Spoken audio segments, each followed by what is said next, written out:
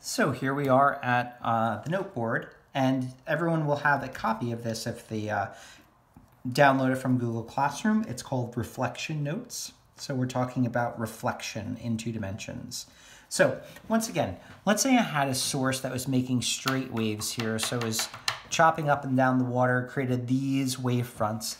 If I want to draw some rays to represent those wave fronts, I would do the following.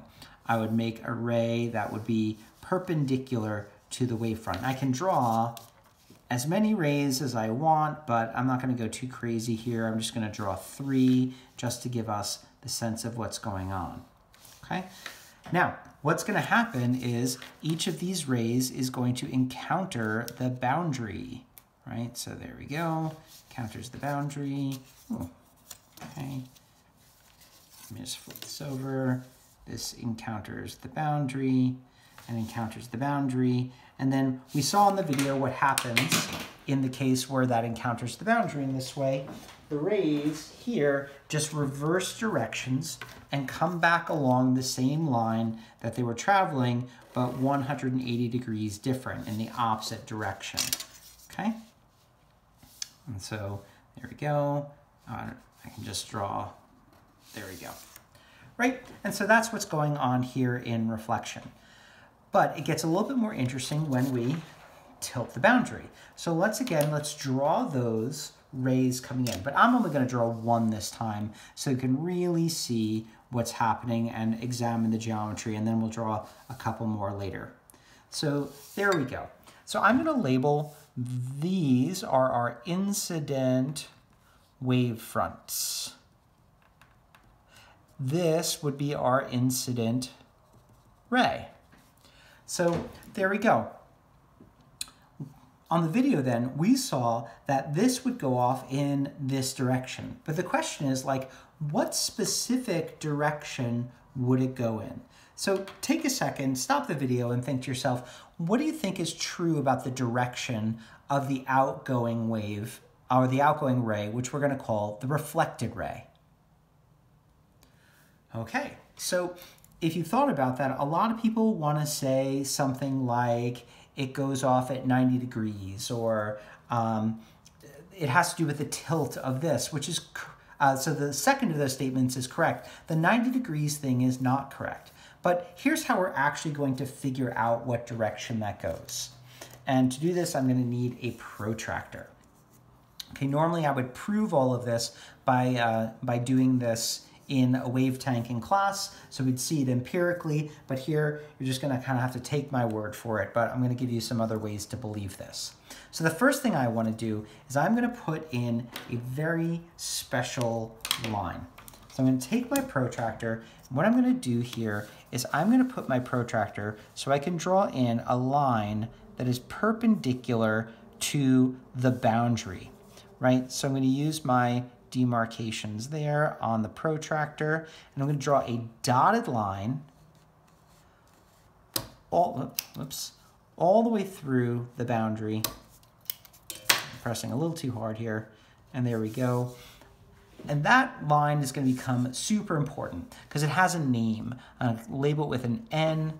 N is called a normal line, and a normal line is a line perpendicular to a boundary. Now, why is the normal line important? Well, very simply, because now I have an angle. This angle here, I'm going to call theta I.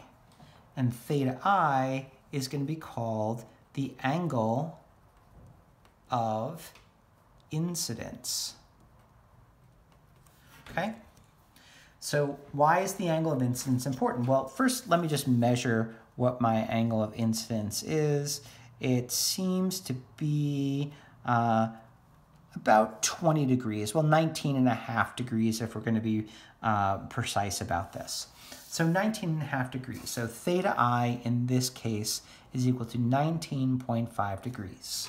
So what does that mean for reflection? Well, very simply, we're going to learn something that's going to be called the law of reflection.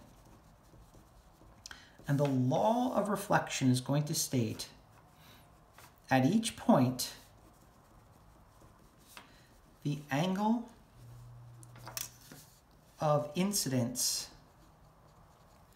to the normal,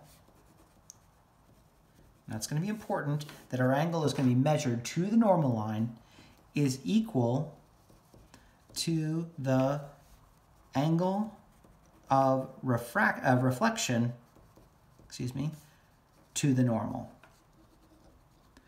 All of our angles in this unit are going to be measured to the normal line.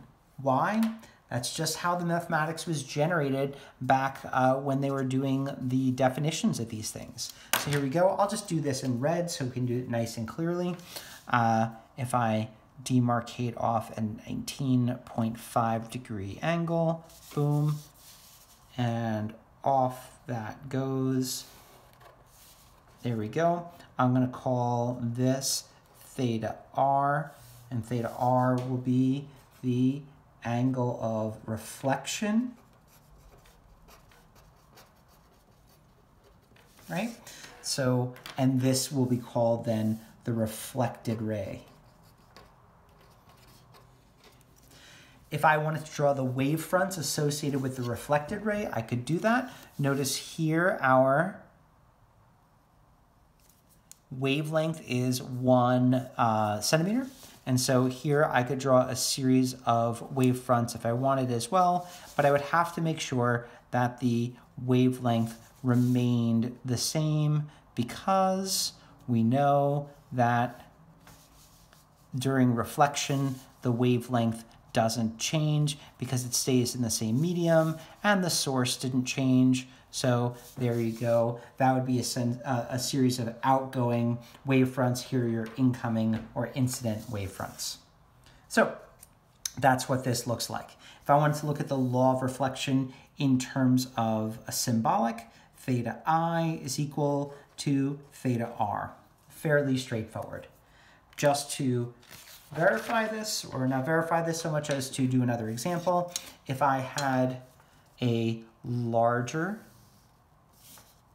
tilt to the boundary, notice that incident ray is still going along the same line, but what's different now is what the normal line looks like. So the normal line goes like this, boom, put that through. I'd have to measure an incident angle of incidence, looks to be about 40 degrees. So I'll come over here and do my 40-degree angle off in that direction. Boom, there we go. Angle of incidence, angle of reflection. Now, if there were other rays, right? Notice the rays have to be parallel, or the perpendicular to the wavefronts they represent. Right? So there it is. Notice these two rays are parallel to each other because the wave fronts are parallel to each other.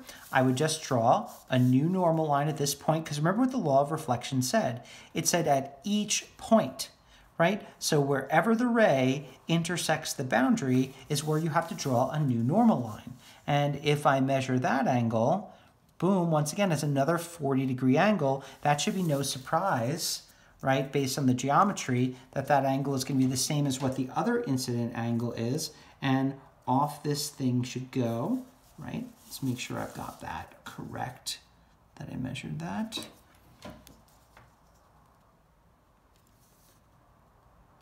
All right, 40 degrees.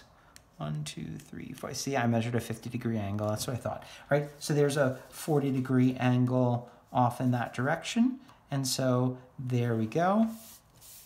And you'll notice here that our two reflected rays are still parallel to each other, right? Well, that should make sense because of the geometry here. If, as long as our normal lines here are parallel to each other and our incident wavefronts are parallel to each other, our incident rays are going to be parallel to each other, and our reflected rays are going to be parallel to each other. And so there you go. That's what the basics of the law of reflection are with straight boundaries. So what we're going to see in the next webcast is what happens when the boundary is not flat anymore. And then we'll look at a couple of things there, and then we're going to come back here and look at some of those geometries in drawing.